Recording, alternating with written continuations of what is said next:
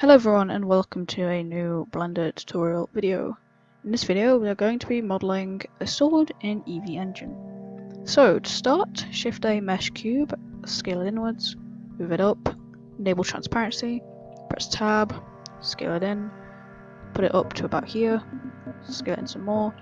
I'm going to S and X here, S and X, E, S and X to do this, E, S, X, E, S and X, E.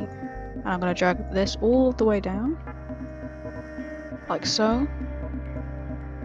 And I'm then going to drag out these vertices like this. So I'll start at the top. So let's see. So this one needs dragging out a little bit more. Actually, it's about fine. One here does need dragging out, and this one here. Oops. So G and X, G and X, G and X. Oops. I won't lie, I have just done this tutorial before, but I'm testing a new recording setup. So basically, I have a noise gate on, and that kind of messed up the audio a bit. So I'm having to redo this. So yeah, yay. Anyway, G and X, dragging these out. Hopefully you can't hear my keyboard now. Like, you might be able to hear it a little bit, but hopefully not as much. Like, but hopefully my voice doesn't cut out at all, because that would be irritating. So anyway, now that we've modeled the blade, select these bottom vertices here, press E, and then right click and S and X, and then scale it out, move it down again, and then press E and S, E and S, and X, yeah, SX, and then just drag this in a bit, and then do E, like so, E, and then go ahead and press E, S, X, move it downwards. We're going to ignore this bit, press E, S and X, oops, maybe that's a bit too far, E, S and X here, E, S and X, E, S and X, and then E. Now here, E, S, no X, do not lock it on the X-axis, E, S, and E, and S. Now that is done, you can see proportions are completely wrong, of course, but we have a relatively nice looking model. So what I'm going to do quickly is I am going to straighten out these vertices a tiny bit, but very simply, I think this one needs to be moved in a tiny bit, like that. Yeah, that's better. Actually, I'm going to move this out a little tiny bit, like this. Okay, there you go. And I'm going to move it up a little. I'm going to move these two vertices up a tiny bit, like this. There you go. Okay, G next. Okay, this bit here looks a bit wonky, doesn't it? Move this, I think, inwards a tiny bit. Up on here. Actually, no, I think that's about fine.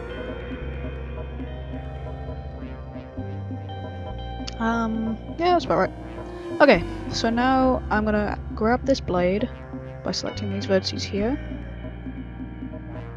Actually, before I do that, Control R and move this out to about 0.3. And then press this and just align it up with this crevice here. And now Control R, but this time do it like this. And here, S and X, or add another one, sorry.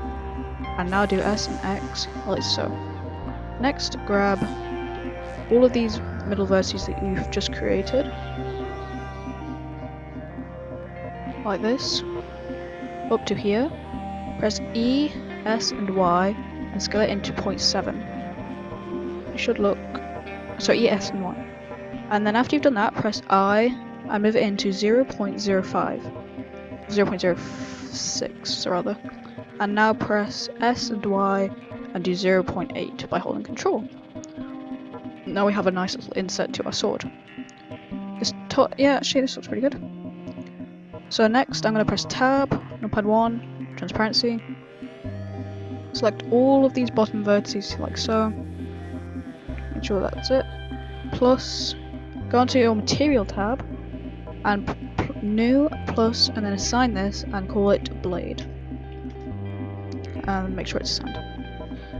So next we're going to scale in our blade by pressing S and Y, but before we do that, disable transparency and Control R and slide this in like that. Now select the blade after you pressed A and SY and scale it into 0. I'm going to say 0.5 probably, will that work? Yeah, there you go. Like that. Now we're going to press number 1 again, select these vertices here, like this, make sure all these selected, plus assign new, not sure what this is called, so I'm going to call it under blade. Okay, this is the same file as before, so I have the materials ready. And now select these bits here and just, I think that's actually, yeah, and then just to make a new material, new, call it black, and then do assign. Next, select these vertices here, and just select all of these parts, plus assign new, and call it handle. Yeah, those are materials before. And next we're going to assign this bit here, assign new, and call it insignia. Did I spell that wrong? Because I have, yeah, whatever. And there we go. So now what I'm going to do is so I already have the materials ready for this, which is kind of irritating. So I am just going to apply those and show you what I did. So I'm going to open up a new window, go to shader editor, press N, and I will grab the blade material. And the actual thing I made before was this. So it's an add shader. I'll just show you. So we need an add shader, you plug it into the material output. You then need another add shader and a mix shader. Set this mix shader to 0.7 and this add shader, just actually you don't have it that. Anyway, now on the bottom part of this mix shader, add in a principled BDSF. Change the metallic to full, specular to full, and the roughness to 0.4. After you have done this, get a diffuse node and plug it into the top part. And now plug that into the add shader, the one that's connected to the material output. Afterwards, get your next add shader, get a mix shader, set the FAC value to 0.8, and then a glossy shader, set it to sharp, and put the roughness on 0.6. Plug the glossy BDSF into the top socket of the add shader. Now we need an add node. Plug the add node into the bottom part of the mix shader, to the top part of the mix shader, sorry. After you've done this, grab a color ramp, set the white S1 to a position of 0.723 and the black part to 0.482. That's it. Now we have our blade material, and you can see, no you can't because there's no lighting. Oh well. Okay, after you have done that, we're going to go ahead and go to the underblade part. I don't know if it's called the hilt, but I could be wrong. That might be it. But actually what I need to do first is I'm going to add the proportions correctly. So I'm going to grab the insignia, scale it up along the... before I grab the insignia though, grab the handle. Actually, no, just the insignia. Control R, and now grab the insignia, S and Y. I need to do this, like that, and now grab the insignia and SY and scale it up to a value of 1.8. And now do W, smooth vertices, set the smoothing to 0. Actually, wait 1 second. Delete that loop cut. Select your this SY 0.8, W smooth vertices, and set the smoothing factor to 0.6. Next, what we want to do is we're going to scale this up slightly along the y-axis to a value of 1.3. Next, we are going to actually, I think, grab this loop cut and scale this in along scale it in along here, another one, like so. I'll maybe grab this and scale it up a tiny bit. Just change my keyboard language, I think. So 0.5, there you go. Now we have a nice little bottom hilt. Actually, what I'm going to do is I'm going to quickly undo that. You can get this to look nice quite easily, but I think I messed it up a little bit there. So I need to actually undo the scale part and instead just do W smooth vertices, put smoothing factor on just normal, add in a loop cut here, press select, select the insignia, and S and X for a value of 0.6, S Shift Z to a value of 1.6. And then I'm going to make this a tiny bit smaller, like so, and a tiny little bit bigger, like so. There we go. I'm then going to scale it on the axis a tiny bit more, and do a W smooth vertices once more, to a factor of 0.7. And then scale it along the x-axis a tiny bit. Okay, there we go. Next, we are going to select our underblade. I don't know what's called, hilt maybe.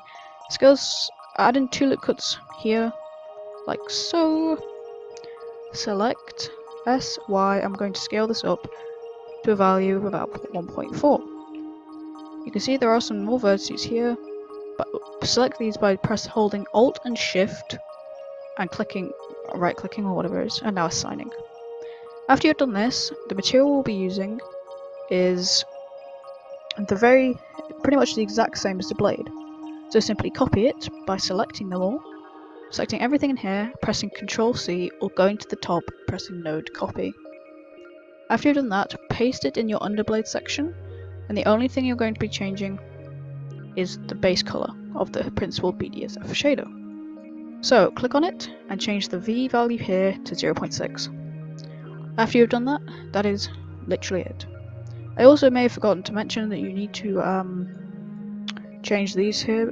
So change the position of the white one to 0.8 and the black one to 0.382 for your color ramp. Change the add shader value to minus 0.090. You also need to do that on blade. I did forget to mention that, so I apologize.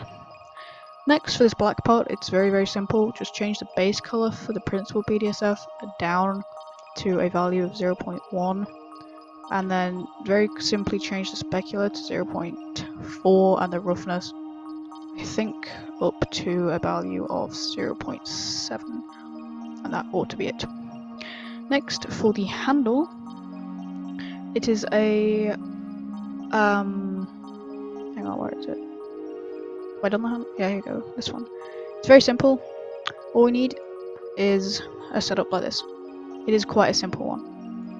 So to do it, all we need is an add shader, do Shift A and add in a specular shader, change the roughness of it to 0.6 and the base color, the V base color on it, for the base color for the specular, sorry, to 0.659.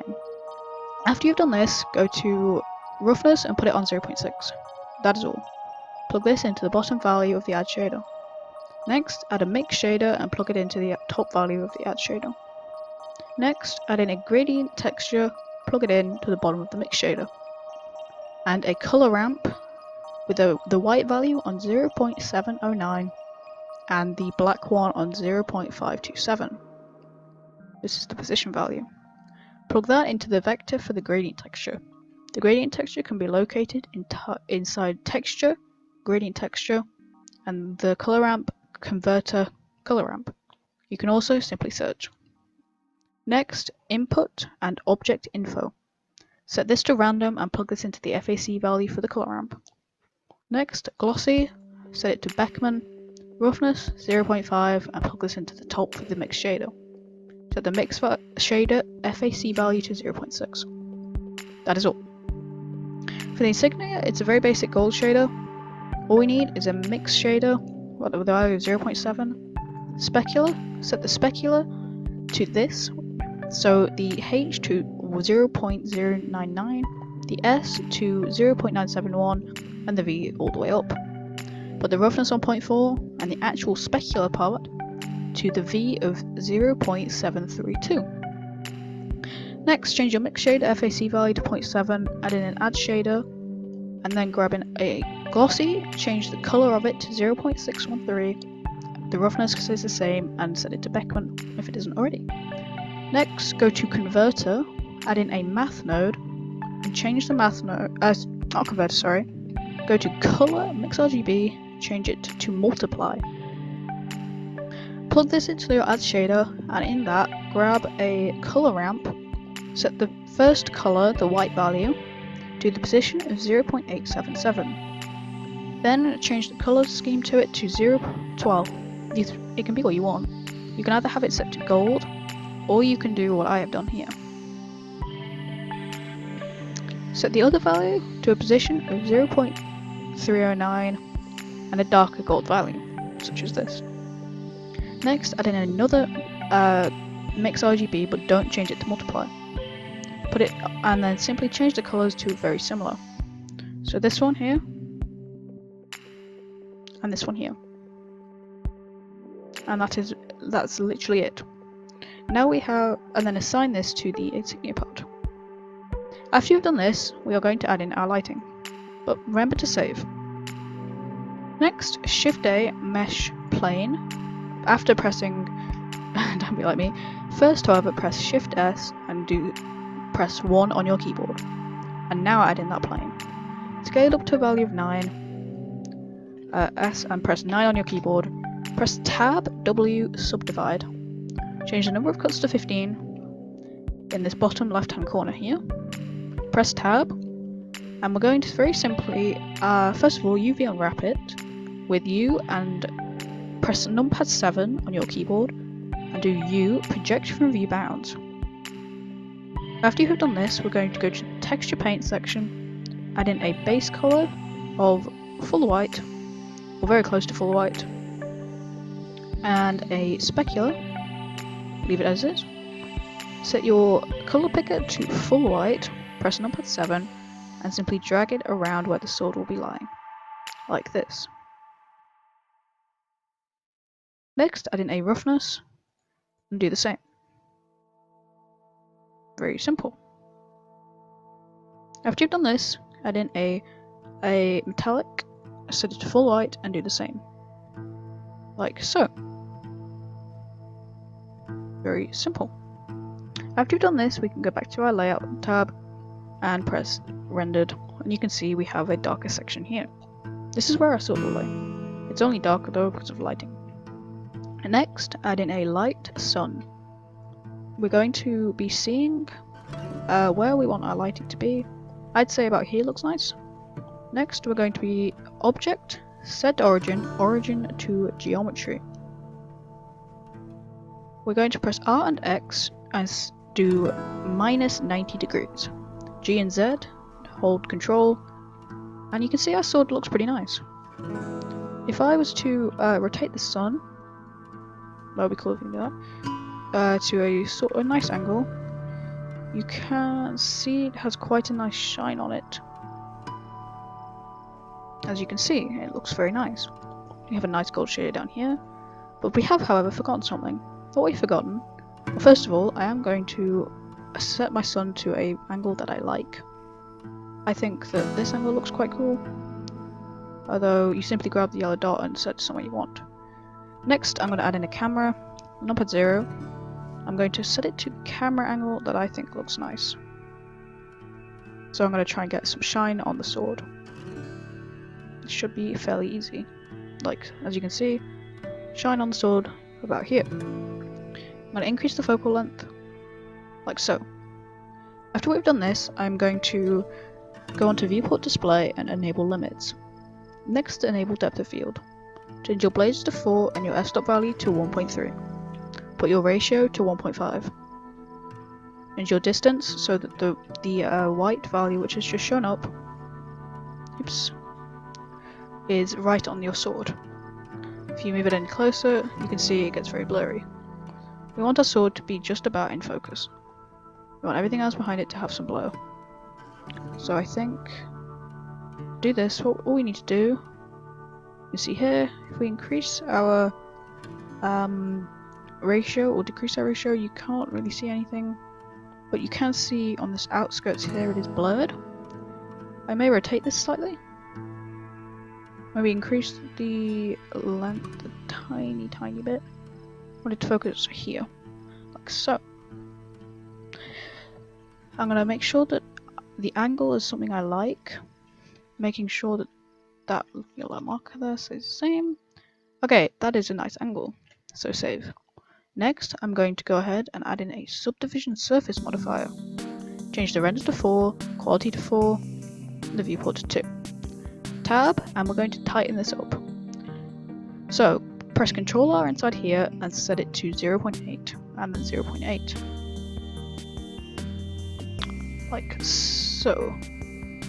Next, go ahead and tighten up your handle by going to Transparency and selecting the whole of the handle. Another way you can do this is by simply going Select. Oh, not handle, sorry, underbite. Then doing Shift E and pressing 1 to crease.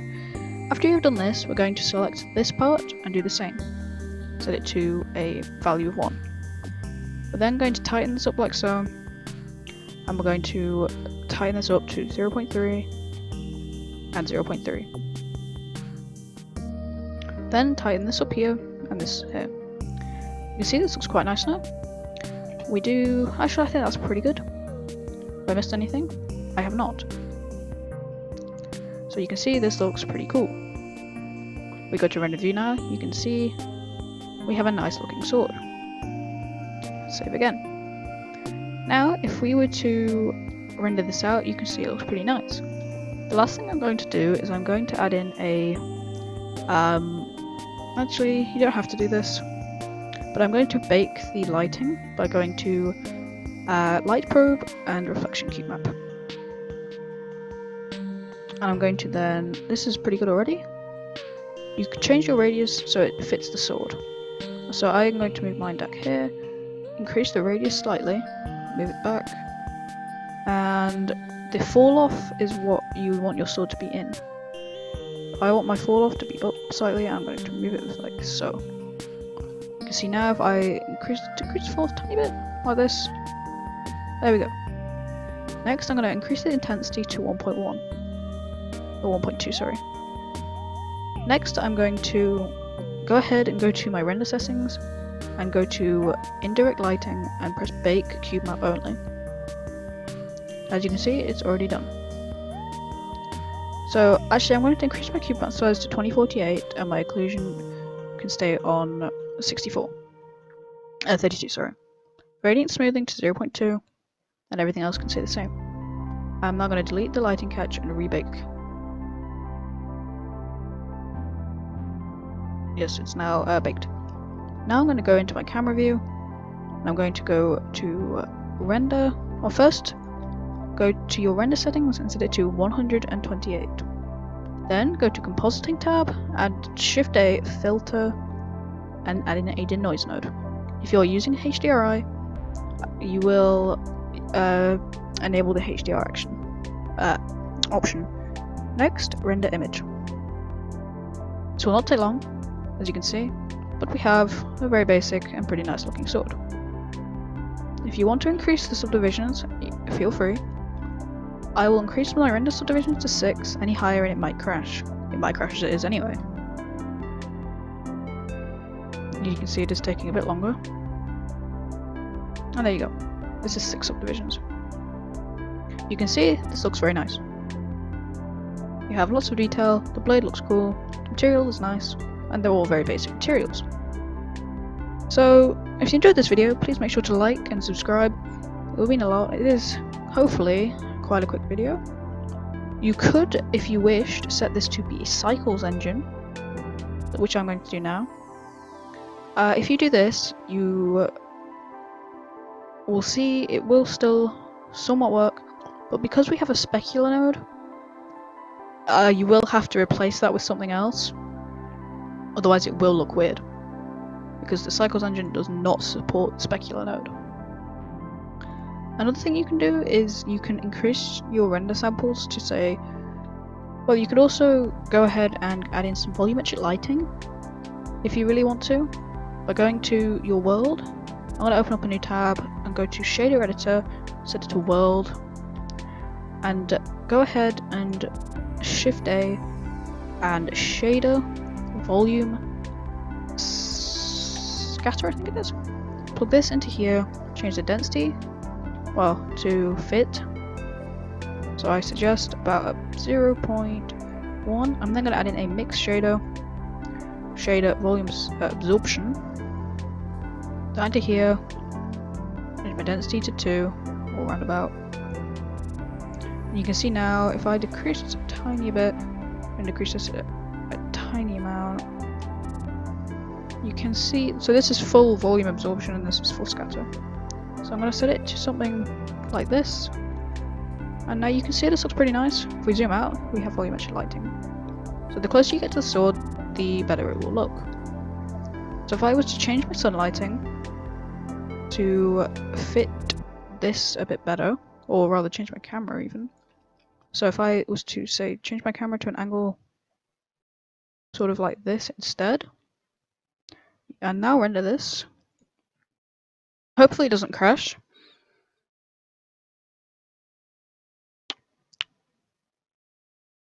You can see now it also looks pretty nice.